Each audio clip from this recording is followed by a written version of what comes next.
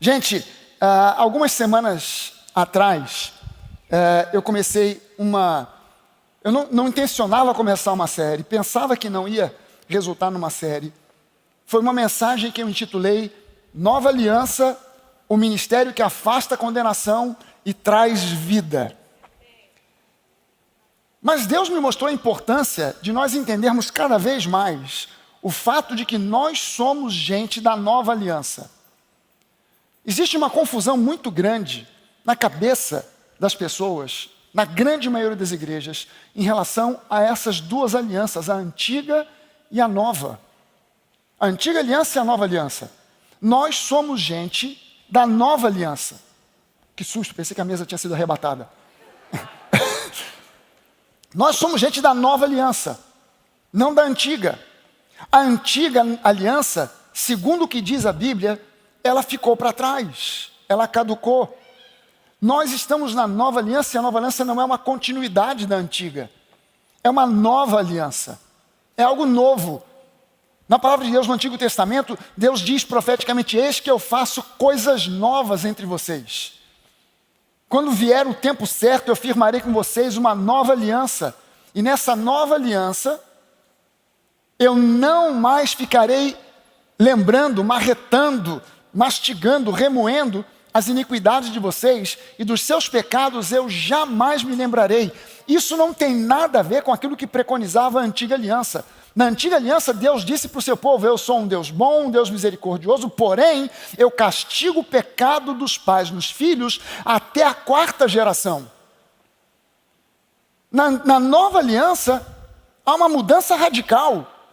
Deus não diz mais agora: olha, eu continuo sendo aquele Deus bom, gente boa, legal, mas disso aí não tem como escapar. Jesus morreu, fez o que fez por vocês, mas olha, você pisou na bola até a 3ª e a 4ª geração, vai ser um pinga-fogo danado, e vamos ver o que acontece lá na frente. Não. Das suas iniquidades, eu não vou ficar mais remoendo as iniquidades, não vou ficar mais cavucando no passado, e dos seus pecados eu jamais me lembrarei. Essa palavra jamais é muito forte, porque significa nunca mais. Eu não vou ficar mais relembrando o que aconteceu lá atrás, os pecados que você cometeu, os erros que você cometeu, e vou ficar remoendo isso, pensando nisso, tornando a pensar e lançando de volta contra você. Não, quem faz isso é o diabo, disfarçado de Deus. Sabe, o pastor Blackwelder, já tem um tempo que ele não vem aqui. Acho que já tem uns 2 anos que o Blackwelder não vem aqui, né? Talvez mais até. Já tem um tempão que ele não vem. Quem é que conhece o pastor Blackwelder? Tem um bocado de gente que não conhece. É uma figuraça. É um figuraça.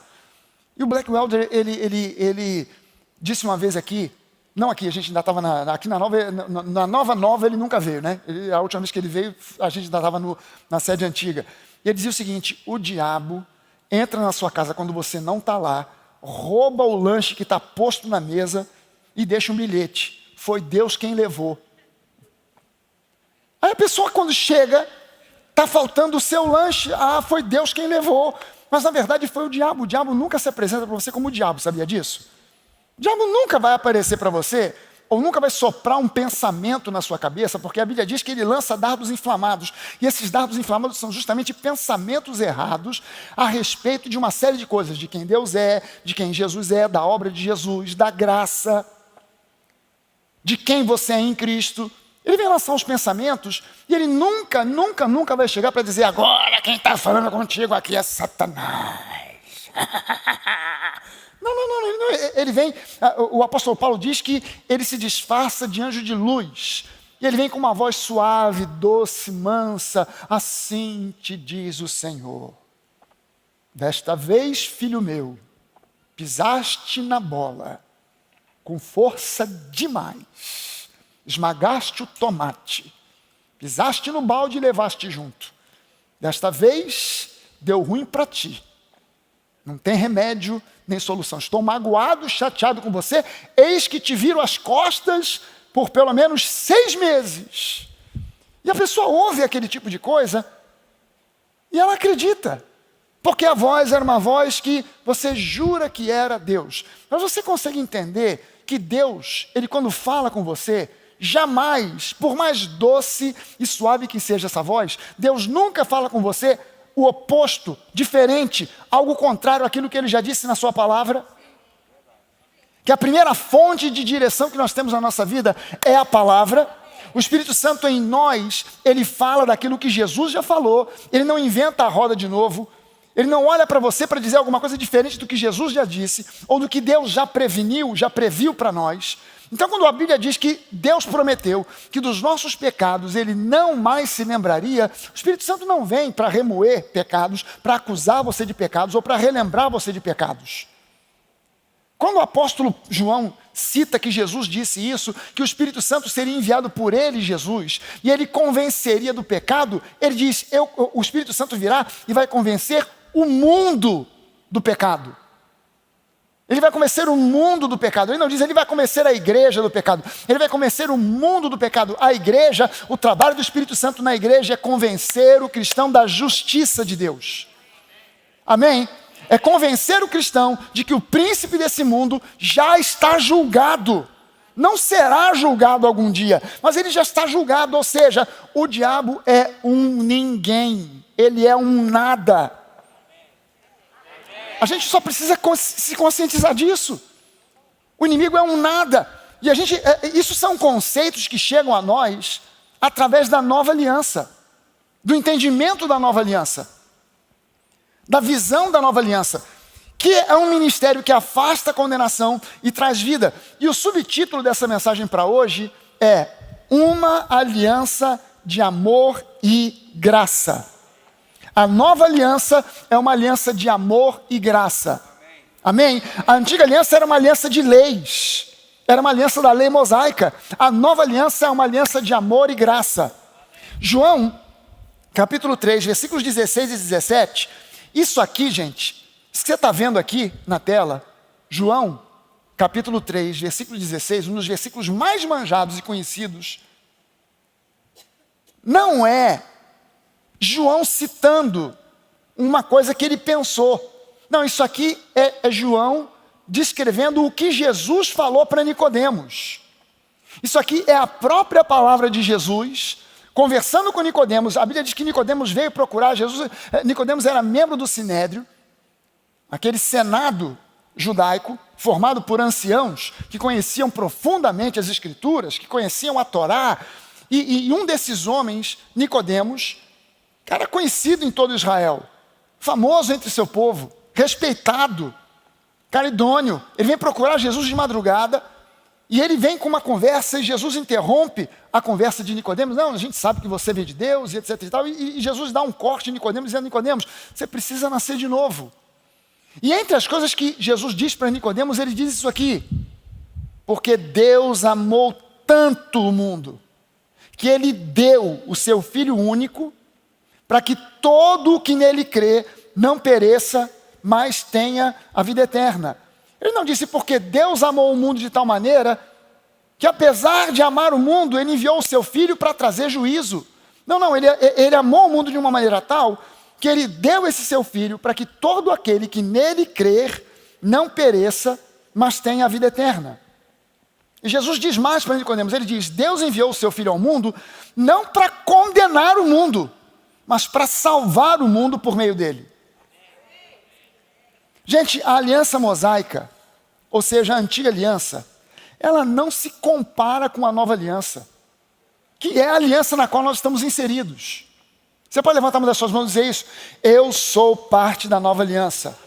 Eu estou dentro da nova aliança. Não de uma outra qualquer. O livro de Hebreus diz para nós que essa nova aliança, ela é superior à antiga aliança, que ela foi estabelecida em superiores promessas, diz que ela foi selada com um sacrifício superior. Romanos no capítulo 10, no versículo 4, diz que o fim da lei, o término da lei, é Cristo. Ou seja, o término da antiga aliança que se baseava na lei é Cristo. E diz que a justificação é concedida agora para todo aquele que crê. Não para aquele que obedece aos preceitos da lei, mas para todo aquele que crê. uma vez que a antiga aliança caducou. Quer dizer, que utilidade tem? Para pensar um pouco. Que utilidade tem você obedecer a uma série de regras e mandamentos que já caducaram, que não tem mais validade nenhuma? Você está obedecendo uma coisa que é inútil, que ninguém está requerendo ou pedindo para você obedecer, mas você insiste em obedecer aquela quantidade de regras e mandamentos que já caducaram. Quando agora o que Deus espera de mim e de você não é que a gente obedeça, é que a gente creia. Na antiga aliança, obediência era uma raiz. Se você não obedecesse, você estava frito, lascado, cozido, assado, ferrado e tudo mais. Porque o que se exigia era obediência. Obediência a quê? A lei, é claro, onde a lei precisa haver obediência à lei. Na antiga aliança, o que se requeria das pessoas que estavam dentro dessa aliança, no caso, o povo de Israel, era obediência. Na nova aliança, há muita gente pregando sobre obediência, mas o que Deus requer de nós não é obediência, o que Ele requer de nós é crença. A salvação não é para todo aquele que obedece, é para todo aquele que crê. Obediência na nova aliança é um fruto, é uma consequência, é algo que eu faço sem sentir, sem perceber, sem ficar, peraí, eu preciso obedecer, eu tenho que obedecer, e obedecer. Não, o alvo na nova aliança não é a obediência, é a crença. Eu creio naquilo que Deus prometeu, então eu não posso mais ficar focando na antiga aliança que já caducou. Romanos 8 nos afirma que agora, no presente, right now, exatamente agora, nessa manhã, já não há mais condenação para aqueles que estão em Cristo. Já não há mais condenação para aqueles que estão em Cristo. Estar em Cristo é um privilégio daqueles que estão debaixo da nova aliança. Estar em Cristo é algo que não existia na antiga aliança. Não tinha essa possibilidade. Você não estava sequer em Deus. Você não estava sequer no Espírito Santo. Você estava na antiga aliança, debaixo da lei, tentando obedecer à lei. A não condenação é um privilégio da nova aliança, que é concedido gratuitamente a nós pela graça.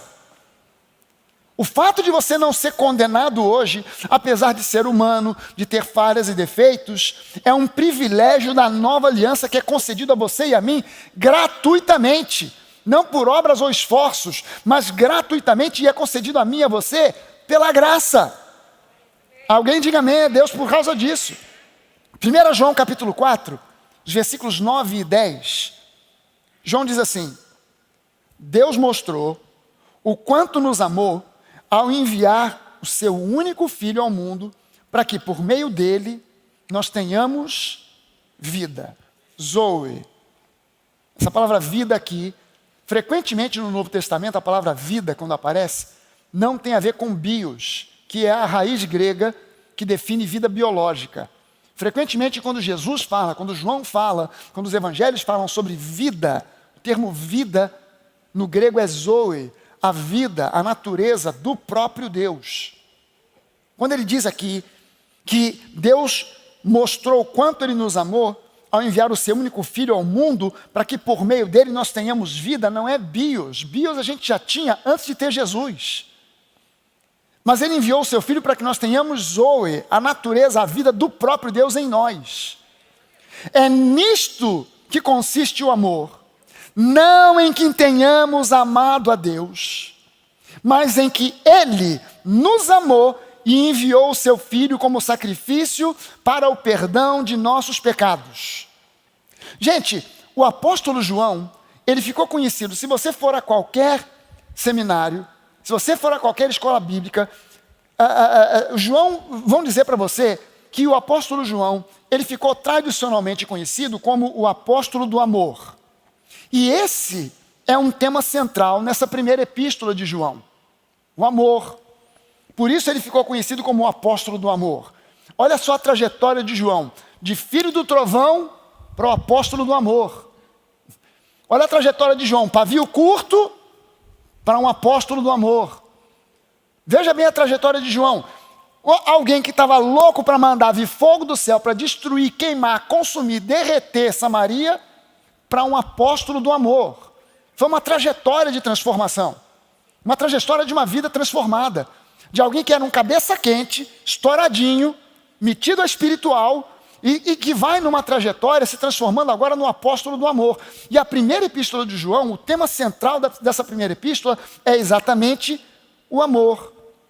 E a ênfase de João, nessa primeira epístola, está sempre no amor de Deus por nós. Nunca no nosso amor por Deus. É importante que você e eu amemos a Deus? É. Porém, muito mais importante é que nós entendamos que Deus nos ama. A ênfase de João não está em que nós devemos provar ou mostrar para Deus o quanto nós o amamos, mas em que nós devemos entender a revelação do quanto Ele nos ama. Essa é a ênfase de João nessa primeira epístola. Em outras palavras, João, ele espera que nós entendamos que o mais importante não é nós nos esforçarmos para tentar mostrar ou para provar o quanto nós amamos a Deus, mas sim que nós busquemos compreender, antes de mais nada, antes de qualquer coisa. Eu sempre tenho dito aqui, cara, você se converteu há pouco tempo, você precisa compreender logo de cara duas coisas, antes que venham falsas doutrinas, antes que venha alguma confusão para embaralhar sua cabeça. Então você precisa de cara ter duas grandes bases: quem Deus realmente é, e número 2, quem você é em Cristo. Quando você não tem isso como base, te enfia uma montoeira de religiosidade, de conceitos religiosos na sua cabeça, e depois, para entender quem Deus realmente é e quem você é em Cristo, é um trabalho desgraçado, porque você vai ter que desconstruir toda uma série de conceitos errados que você aprendeu para reconstruir a respeito de quem Deus realmente é e quem você é em Cristo. Eu já vi isso dar uma trabalheira do cão. Quando você pega e começa a entender isso desde a base, nós na quinta-feira, aqui, quem estava dirigindo o louvor, fazendo louvor, tocando e cantando, dirigindo o louvor, era a garotada da Zoe. A garotada da Zoe tem uma faixa etária que vai de 13 a 16, 17 anos. Olha só a faixa etária dessa garotada. Aí eu olhei e vi que o pessoal estava cantando, pelo menos um deles. Eu claramente reconheci que quando os pais deles chegaram na Nova, ele só nasceu 1 ano depois. Olha só, os pais chegaram na Nova, a mãe só engravidou dele, que estava aqui tocando, 1 ano depois. Esse moleque nasceu na Nova, cresceu na Nova, esse moleque não tem dúvida alguma com relação à graça. Mas há pessoas que chegam aqui e falam: pastor, eu já sou crente há 20 anos, decidi ir para a Nova agora. Eu falo assim: meu Deus do céu, vai me dar uma trabalheira desgraçada. Porque já vem com a cabeça cheia de minhoca. Vem com a cabeça cheia de minhoca. Vem com a cabeça com entendimento de maldição hereditária. Vem com a cabeça lotada de entendimento de que eu sou um pobre miserável pecador. De que Deus, Ele uma hora está comigo, outra hora não está. Que tem dia que Deus está feliz comigo, tem dia que Ele está irado comigo.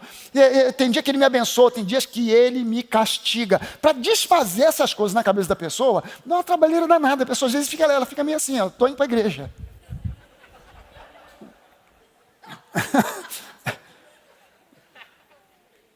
Mas esses garotos aqui, eu nunca tinha visto isso.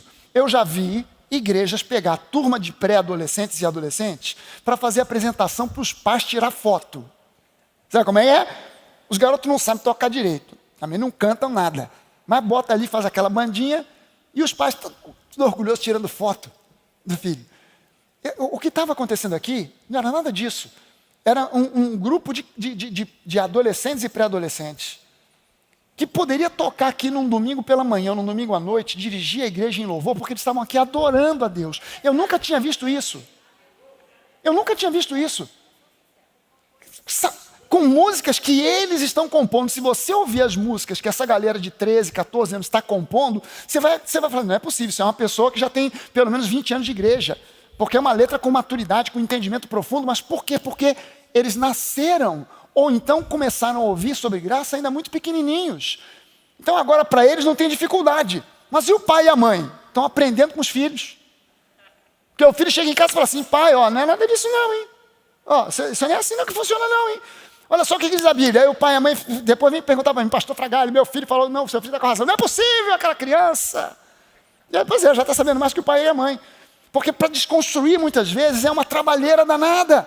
E a gente precisa entender que o conceito da nova aliança sobre o amor bota uma ênfase não no nosso amor por Deus, mas no amor dele por nós. No amor que ele tem por nós. A tradição ensina o contrário, dizendo que você deve se esforçar para amar mais e mais a Deus. E que você deve demonstrar esse amor através de obras. Você tem que participar do evangelismo, distribuir folheto na rua. Você tem que, de alguma forma, participar, se envolver na sua igreja local. Você tem que se envolver com a ação social da igreja. Ou seja, se você não está envolvido com o evangelismo, com a ação social, com alguma coisa da igreja, é sinal de que você ama pouco a Deus. É sinal de que você ainda não está amando a Deus como deveria. E a pessoa fica com um senso de culpa desgraçado e ela se envolve não porque ela tem vontade de ver o reino se expandir, mas para aplacar o senso de culpa. Então ela tem que fazer alguma coisa para demonstrar o quanto ela ama a Deus. É como se ela visualizasse Deus sentado no trono, olhando e dizendo assim, quero só ver se me ama de verdade. Quero ver o que ela vai fazer. Quero ver o que ele vai fazer essa semana para provar o quanto ele me ama. Para provar o quanto ele valoriza o trabalho que, afinal de contas, eu mandei o meu filho para morrer por ele. E ele não está sequer entregando um folheto no BRT. Ah, não é possível. E não é nada disso. E não é nada disso. Esse entendimento, o entendimento de quanto nós somos amados, é importantíssimo quando a gente quer compreender e entender a respeito de graça. Quando você quer entender a respeito da graça, dos conceitos da graça, do que é a graça, é importante você entender, primeiro, sobre o amor que Deus tem por você. Por quê? Porque a graça, ela flui a partir do amor. Eu poderia dizer para você, de uma forma mais técnica, para você entender de uma forma mais didática, que a graça é um subproduto do amor. A graça não é um troço independente, que Deus tem amor e graça. Não, a graça, ela flui, ela vem, ela nasce do amor. É como se o amor fosse o útero e a graça a criança. A graça é um subproduto do amor. Se você não entender o amor, dificilmente vai conseguir entender graça. Enquanto o seu amor humano, por ser natural, ele é flutuante, ele é inconstante. Deus, opostamente a isso, ele é o mesmo ontem, hoje e será o mesmo para sempre. O amor dele, justamente porque é divino e sobrenatural, tem até um nome diferente no grego, é ágape, que é um amor sobrenatural. Esse amor é incondicional e esse amor não depende nenhuma gota, nenhuma vírgula do seu amor por ele. Deus não depende do seu amor para amá-lo. A Bíblia diz que ele nos amou quando nós éramos ainda inimigos dele. Cara, eu me lembro quando eu comecei a frequentar a igreja, comecei a ir à igreja. Denise, eu estava namorando com a Denise, e ela começou a me levar, me convidou para ir a um culto. Eu fui. Eu assisti o culto assim, ó. Todo mundo de pé. Aleluia. E eu assim. Bando de maluco. Olha só, olha esse doido aí batendo palma. Está precisando de internação. Coitado. Se o pneu passar por aqui, leva direto. Leva todo mundo. Aí, não fica um de fora. Só tem louco, só tem doido. Eu ficava assim. Pode sentar. Sentava. Vamos ficar de pé. Levanta sua mão. Não levanto. Quem manda aqui sou eu. Ninguém vai ficar me mandando levantar a mão. Quem é esse mané para me mandar levantar a mão? Que levanta a mão? Ficava assim. Era do meu lado. Tem misericórdia de Jesus. Aleluia. Quebrando esse coração, Senhor. Aleluia. E eu lá olhando. Eu só olhando, só observando, só vendo. Os doidos, tudo lá batendo palma. Tudo doido, tudo maluco. Se Deus dependesse do meu amor para me amar, eu estava lascado. Estava frito. Porque estava eu ali numa posição de rigidez, coração endurecido, e Deus só olhando assim, tadinho, sabe de nada, inocente. Já tem um plano para ele que ele está lascado. Já estou vendo ele num púlpito pregando. E estava eu lá, bancando o durão.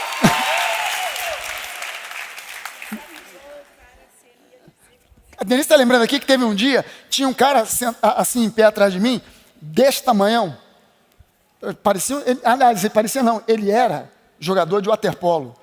Aí, no meio daquela bateção de palma, cantoria, bababá, o dirigente lá falou assim, olhe para a pessoa que está perto de você e diga para ela, eu te amo no amor de Jesus. Eu falei, eu quero ver esse cara desse tamanho olhar na minha cara e dizer que ele me ama. Aí eu de propósito olhei para a cara dele. E ele com a cara assim de inocente. Eu te amo no amor de Jesus. Que ele é um mão desse tamanho falando isso para mim, gente. Se eu dependesse, se Deus dependesse do meu amor por ele, eu não estava aqui hoje. Você não estava aqui hoje. Na verdade, o amor dele por nós é incondicional, porque é sobrenatural. É ágape. A razão pela qual muitas vezes as pessoas não compreendem a graça, pastores, teólogos, às vezes não compreendem a graça, criticam a graça. Eu li umas críticas essa semana, me mandaram algumas coisas pelo WhatsApp, e eu li umas críticas e eu falei, cara, esse camarada não entende bolhufa sobre graça, e não entende sobre graça, porque não entende nada sobre nada do que ele está falando. Tudo que ele está falando aqui se baseia em tradições, não tem nada a ver com o que a Bíblia diz. Um monte de tradições. O camarada quer associar o amor de Deus com santidade. Gente, Deus não te ama porque você é mais santo ou menos santo, você já é santo na plenitude do que isso signifique. Não dá para ser mais santo do que você já é. Tem gente que imagina isso, quando eu chegar no céu, aí eu vou ser santo com louvor, santo plus. Mas só que você não tem como se tornar mais santo do que você já é. Você já é santo na plenitude do que isso signifique. Você pode estar crescendo em santificação, que é aprender no dia a dia como é, pela ação do Espírito, não porque um homem te ensina, não porque uma doutrina da igreja, não, mas por causa da palavra que vai entrando pelos seus ouvidos e alcançando o seu espírito, você vai aprendendo no dia a dia, sendo transformado de dentro para fora pela palavra e aprendendo como fala, como pensa, como age um santo, mas santo você já é. E não vai ser mais. Quando você chegar no céu, Deus não vai colocar uma medalha no seu peito dizendo assim, agora você é santo para valer. Antes era só brincadeirinha. Não. Você já é santo na plenitude do que isso significa. Se você já recebeu Jesus como seu Senhor e Salvador, o camarada confunde santidade com graça, faz uma salada medonha e joga isso num blog, joga isso num texto, bota na internet. Mas a verdade, a pessoa não entende graça, porque não compreende que graça é um fruto do amor ágape, um amor incondicional e sobrenatural. Então, o que as pessoas não compreendem, na verdade, em primeiro lugar, e antes de mais nada, é o amor. Quando você encontra alguém que não entende, que não está entendendo a graça, que questiona sobre a graça, essa pessoa não é que ela não esteja entendendo a graça, o que ela não está entendendo é o amor. Porque a graça é só um subproduto. Se ela entender o amor, ela vai conseguir entender a graça. No momento em que ela conseguir entender ágape, ela vai começar a entender o que é genuinamente a graça. Essas pessoas estão muitas vezes mais dominadas pela mentalidade do pecado, que é o que gera a mentalidade do juízo. E a mentalidade do juízo é fruto de uma mente fixada em princípios da antiga aliança. A nossa mente, nós como gente da nova aliança, tem que estar fixada na justiça de Deus. É uma mentalidade da justificação que é fruto da nova aliança, que é o que gera uma mente descomplicada. Uma mente fixada na lei é uma mente complicada. Uma mente fixada na nova aliança é uma mente descomplicada. Amém? Amém, gente? Você pode olhar para a pessoa que está do seu lado e dizer para ela, meu irmão, descomplica. Eu tenho dito isso aqui há anos. A nova é uma igreja de gente descomplicada. Nem que seja pela fé, mas é. A nova tem que ser uma igreja. A igreja do Senhor Jesus, ela foi projetada para ser uma igreja de gente descomplicada. Os fariseus, eles entendiam tudo sobre juízo, mas não entendiam nada sobre amor, sobre ágape. Consequentemente, não poderiam jamais entender, compreender graça.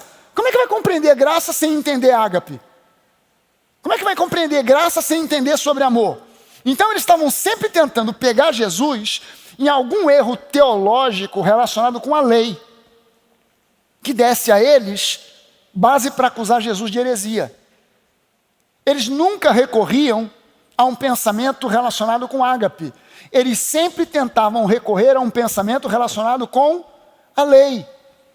Jesus, a lei diz assim, a lei diz assado. E você, o que você diz? Tentando pegar Jesus num truque. Lá em Mateus 22, versículo 34 ao 40, diz assim: sabendo os fariseus que Jesus tinha calado os saduceus com essa resposta, quer dizer, os saduceus vieram para Jesus, a Bíblia diz que os saduceus não acreditavam em ressurreição.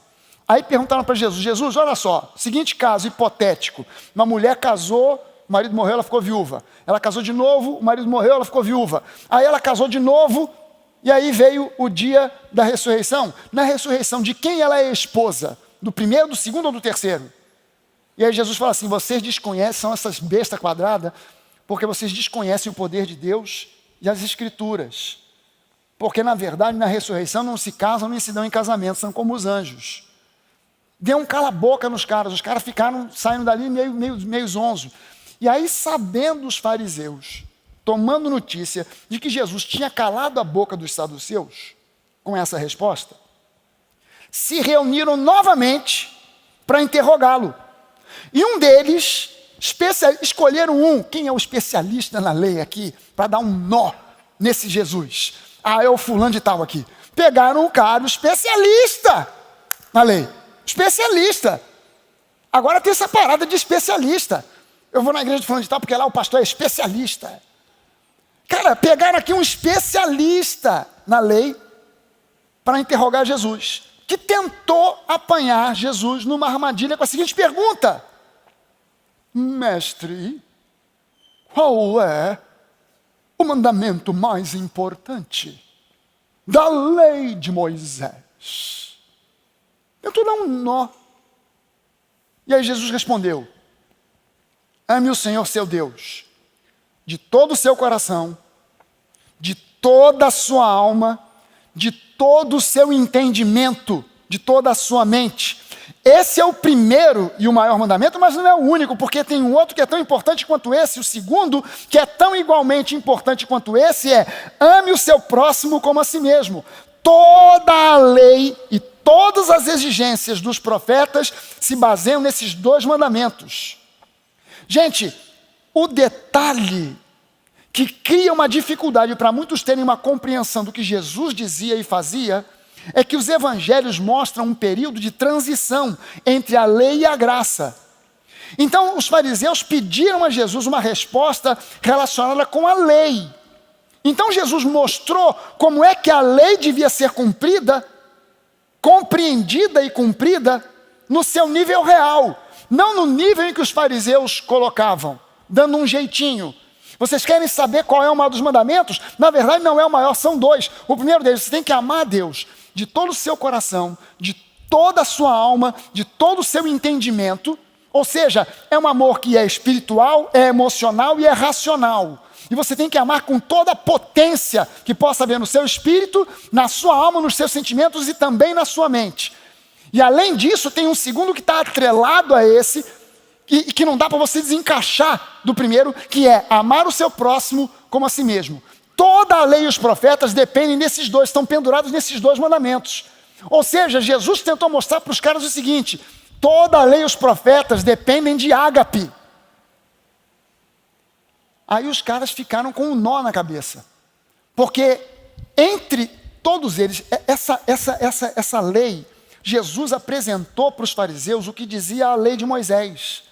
O problema é que por 1500 anos, desde o Monte Sinai até a vinda de Jesus, o povo de Israel esteve submetido a essa lei, e mesmo o melhor entre eles. Davi não conseguiu cumprir essa lei e realmente amar a Deus da forma que a lei exigia. Pastor, Davi não conseguiu amar a Deus da forma que a lei exigia? Não conseguiu. Você quer um exemplo? Quer uma história?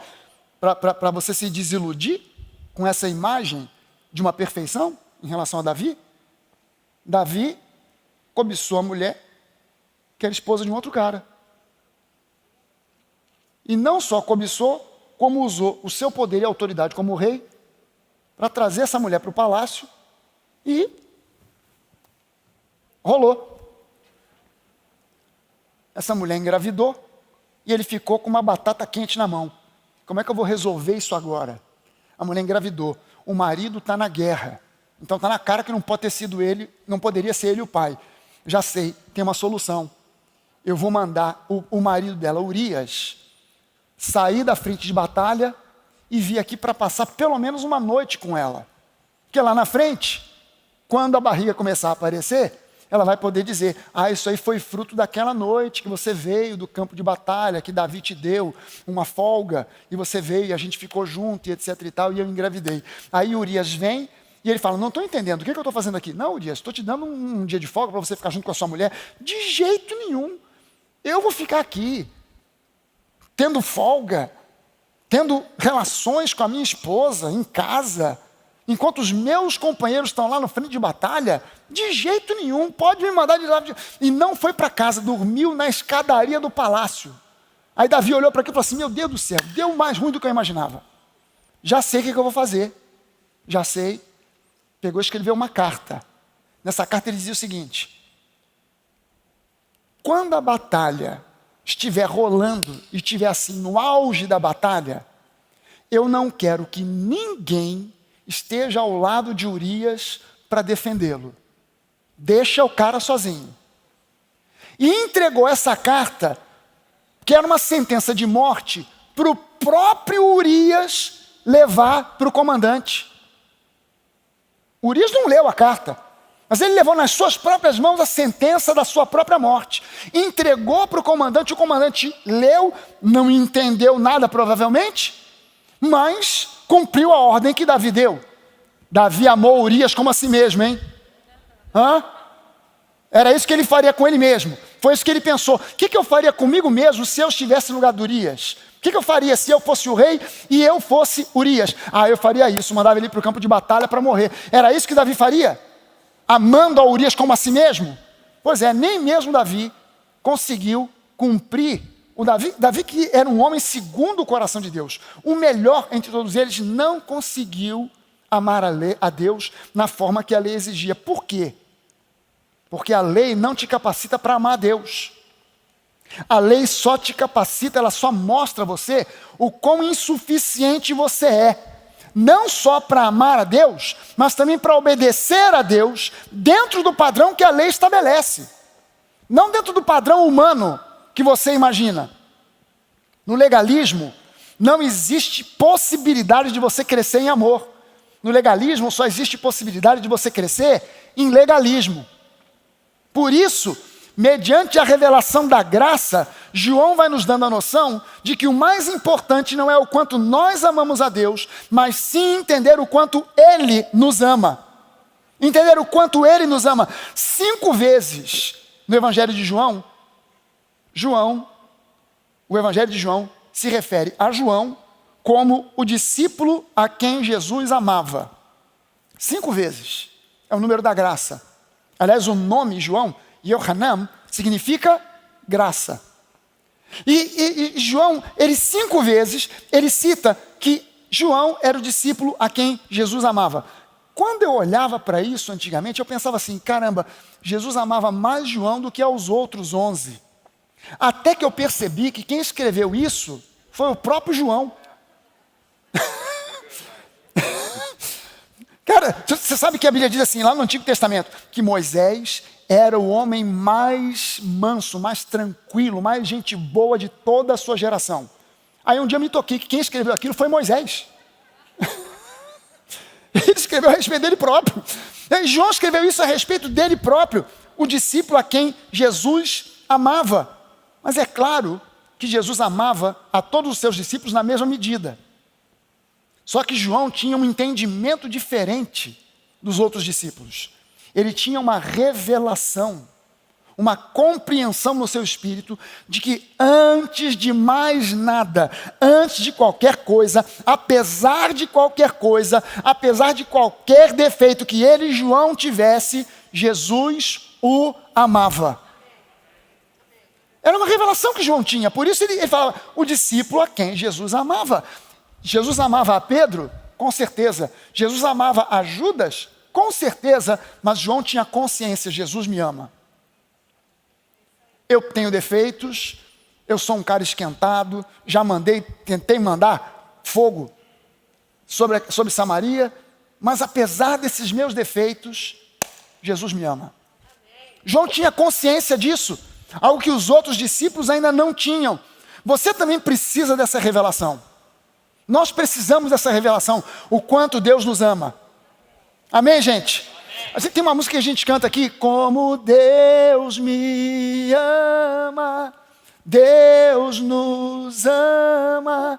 A gente fala no pessoal, Deus me ama, Deus nos ama no coletivo, mas é uma afirmação pela fé, de um entendimento. O mais importante é que eu entenda como Deus me ama.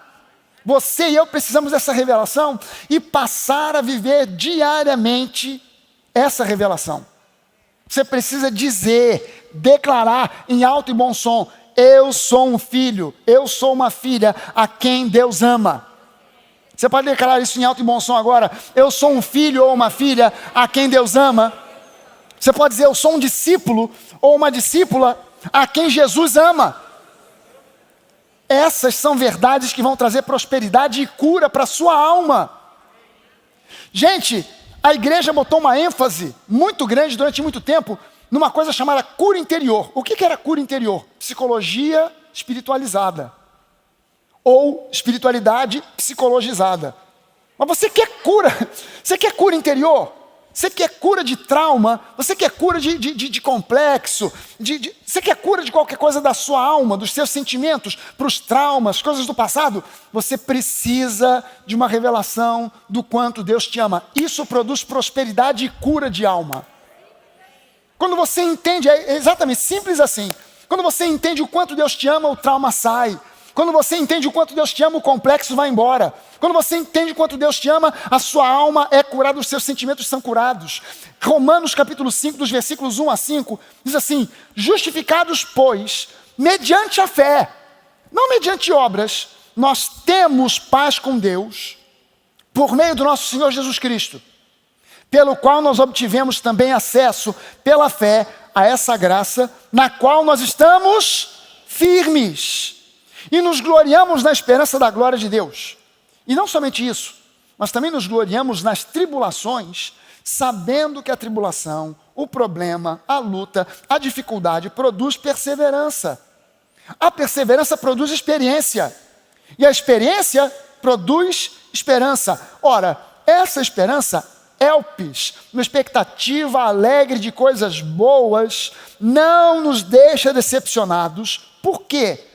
Porque o amor de Deus é derramado em nosso coração pelo Espírito Santo que nos foi dado. Gente, quando você lê esse último versículo aqui, quando você entende o quanto Deus te ama, presta atenção nisso aqui. Quando você entende o quanto Deus te ama, é aí que você vai realmente amar a Deus. Não é antes disso. Quando é que você passa realmente a amar a Deus? Quando você entende o quanto Ele te ama. Presta atenção nisso aqui. Isso é um conceito fundamental de se entender. E é a partir desse entendimento do quanto Deus te ama que flui a verdadeira adoração do seu coração. A verdadeira adoração acontece quando eu sou grato a Deus por ser tão amado. A verdadeira adoração não acontece quando eu tento convencer a Deus do meu amor por Ele. A maioria dos lugares, as pessoas que se dizem adoradores estão fazendo um esforço medonho para tentar provar e mostrar para Deus o quanto elas o amam através de músicas, canções, poemas, letras, mas a verdade é que a verdadeira adoração, ela só acontece quando eu primeiro entendo o quanto Ele me ama. E veja só o seguinte: quem derrama o amor de Deus no nosso coração é o Espírito Santo.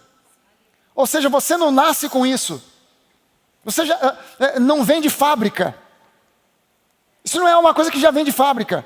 Isso é uma coisa que o Espírito Santo, mediante uma crença, mediante uma postura, derrama sobre você. O amor incompreensível no natural do Pai. 1 João 4, os versículos 18 e 19, diz que esse amor, ágape, não tem inserido nele ou misturado com ele medo. Porque o perfeito amor, ágape, que é o amor perfeito do Pai, afasta todo o medo. Se temos medo, é porque tememos o castigo, e isso mostra que ainda não experimentamos plenamente o amor. Nós amamos porque Ele nos amou primeiro. Eu vou ler para você agora esses dois versículos, 1 João 4, 18 e 19, naquela versão chamada A Mensagem, do Eugene Peterson. Olha só como é que diz na mensagem: no amor não há espaço para o medo. Considerando que o medo causa uma vida vacilante e cheia de temores, medo da morte, medo do julgamento, podemos dizer que quem tem medo não está completamente aperfeiçoado no amor. Mas nós podemos desfrutar do amor, amar e ser amados, pois primeiro fomos amados e por isso agora podemos amar. A verdade é que Ele nos amou primeiro. Meu irmão, quando eu confio que Deus me ama profundamente, isso lança fora todo medo. Medo do futuro, medo da velhice, medo de doença, medo de perder coisas, medo de perder amigos, medo de perder emprego, medo de perder parentes, medo para lá, medo para cá, medo para lá, medo para cá. O amor lança fora o medo.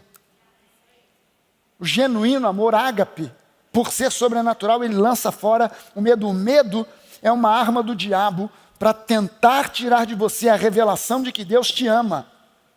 Mas quando você entende e sabe, que sabe porque sabe, sem nenhuma sombra de dúvida, que Deus te ama, o medo sai. Você sabe que o teu futuro está nas mãos de Deus. Você pode dizer isso: o meu futuro está nas mãos do meu Senhor e não na mão do governo. Aleluia! Você pode dizer isso mais uma vez comigo: o meu futuro está nas mãos do Senhor e não nas mãos do INSS. Graças a Deus. O meu e o seu futuro está nas mãos de Deus. Não está na mão de qualquer outra coisa ou entidade. Aprenda a dizer logo pela manhã, quando você acordar, como primeira coisa do seu dia: Senhor, eu sei que o meu dia vai ser maravilhoso, porque você me ama profundamente. Você precisa aprender a declarar, mesmo passando pelo mais terrível problema, no final do seu dia, dizer: Senhor, eu te agradeço porque eu sei que você me ama e tudo vai acabar bem. Quando você se conscientiza do amor de Deus por você, você vai começar a ver mudanças surpreendentes, milagres fantásticos acontecerem na sua vida. Porque você não vai mais depender da sua força, da sua capacidade. Você vai passar a depender única e exclusivamente do amor sobrenatural do Pai, da onde flui graça, favor imerecido. Por que eu sou favorecido? Porque Deus me ama. Eu não sou favorecido porque eu sou especial, bonito, inteligente, porque Deus me escolheu e olhou para mim no meio de uma multidão e olhou e falou: só tem porcaria, mas esse aqui é uma maravilha. Não, eu sou alvo do favor de Deus só por uma razão: porque Ele me amou primeiro. Só por isso. Eu não sou fruto de um amor, de uma graça sobrenatural, porque Deus olha para mim e vê uma obrigação de me agraciar, de me abençoar, porque afinal de contas eu aceitei Jesus. Não. Eu sou agraciado, eu sou favorecido, eu sou abençoado porque Ele me ama. Porque Ele me amou primeiro. A graça é só um fruto do amor, é uma consequência do amor. Quando você começa a entender isso, acabou o questionamento. Mas por que você diz que você é favorecido? Simples, porque Deus me ama. Não é porque a graça, sabe como é que é? Aí você tenta fazer uma explicação teológica complicada, dá uma volta, você vai lá no Antigo Testamento, porque Jeremias falou, porque o profeta disse, porque não sei o que, porque lá no Novo Testamento. Não, acabou a tentativa de uma explicação teológica complicada e simplesmente a resposta é, eu sou favorecido porque Deus me ama. Só isso. Mas como? Como é que Ele favorece mais a você do que a mim? É claro, você está firmado na lei, querendo conquistar o amor de Deus por obras, por esforço, porque você evangeliza, porque você distribui folheto no metrô, no BRT, na porta do cinema, dentro do cinema, você enche a paciência das pessoas. Você é um chato com o seu legalismo. Você olha para as pessoas e se acha superior porque você se acha santo. Sabe, porque tem umas pessoas, gente, que eu tenho certeza que ela imagina que no dia que ela for para o céu, que ela quer pregar para todo mundo. Se Jesus passar, ela vai pregar para Jesus. E se Jesus disser, mas eu sou Jesus, ela vai dizer, mas eu vou te ensinar assim mesmo. E tem umas pessoas que eu acho que elas imaginam que quando chegar no céu, Deus vai olhar e vai dizer assim, seja bem-vindo, filho meu, servo meu, seja bem-vindo, eis que é um privilégio para mim receber-te aqui no céu. Eis que tu sabias tanto, que até eu, o Senhor, aprendi contigo.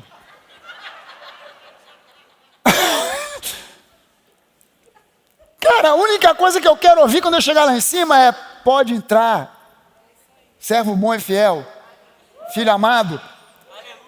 A única coisa que eu quero ouvir é Ele olhar para mim e dizer assim, e nem dizer nada além disso, ainda que eu argumente, Senhor, mas será que eu devo entrar? Claro, Jesus pagou o preço por você.